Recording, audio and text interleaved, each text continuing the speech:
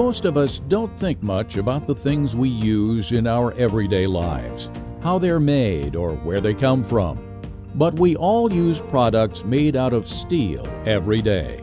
Cars, trucks, bridges, buildings, roads, farm equipment, appliances, and more. In fact, our quality of life could not exist without steel and these products. High-quality steel can't be made without iron ore. The American iron mining and steel-making process all starts here. On Minnesota's Iron Range, the unique geology of the land exposes iron-bearing materials. It's commonly referred to as the Mesabi Formation.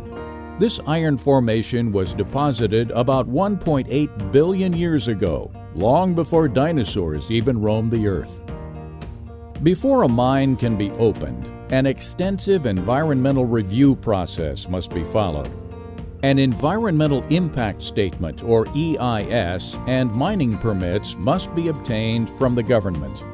The environmental impact statement is an in-depth environmental review and study of how the mine's activities and processing plant would impact the environment, human health, and the economy in Minnesota.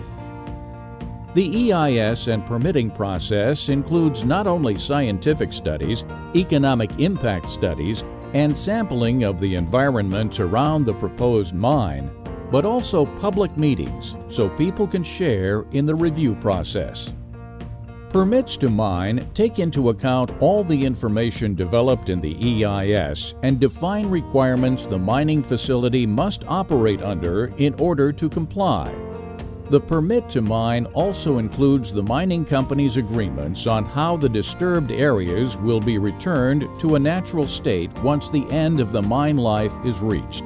This phase of the environmental process is known as mine land reclamation and is often done during the active life of the operation or shortly after the end of the operation.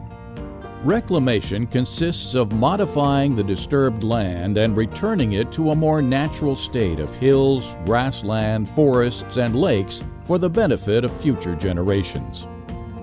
The pits left behind from iron mining will become lakes where fish are stocked, and depending on future land use needs, shorelines could include residential developments, cabins, resorts, or public lands.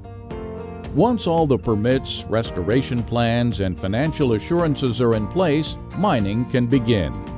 As one can imagine, the permitting process takes several years. Taconite is the term used to describe the iron-bearing rock found in a portion of the Mesabi Iron Formation.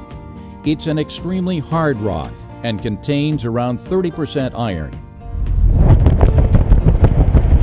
Using explosives, the iron ore is blasted into chunks small enough to handle in large excavators. The largest excavator on the Iron Range can hold up to 65 tons of rock. The machines place the taconite rock into giant haul trucks. These trucks are as big as a house and hold up to 240 tons of rock. The trucks take the iron ore directly to the processing plant, and the unneeded overburden to the nearby stockpiles. At the processing plant, the ore is crushed into even smaller pieces by rock-crushing machines. The crushers keep crushing the rock until it's the size of a marble or smaller. The rock is then mixed with water and ground finer in rotating mills until it's as fine as powder. The iron-bearing mineral called magnetite is separated from the non-magnetic, non-iron-bearing waste rock using magnetism. The remaining rock is waste material called tailings and is stockpiled in large basins. The magnetite-bearing material has now been upgraded to higher iron content, now the size of fine sand, and is called concentrate. Some mines use a process called flotation to further separate the iron from unwanted materials such as silica by placing the concentrate in the slurry in large vats that froth or foam. The higher concentrate iron slurry is then separated by large vacuums which draw off the water, resulting in a drier cake-like substance with more iron and less water.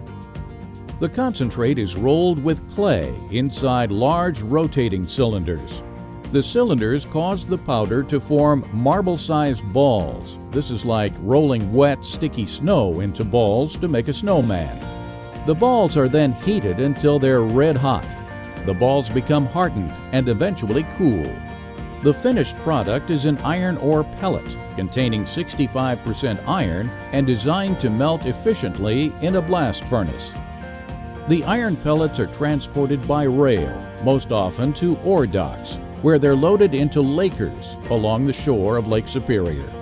These ore boats sail on the Great Lakes to Gary, Indiana, Cleveland, Ohio, or other steel-making towns in the Great Lakes region of the United States, where the steel mills melt down the pellets in blast furnaces to make the steel used to make the products that we use every single day.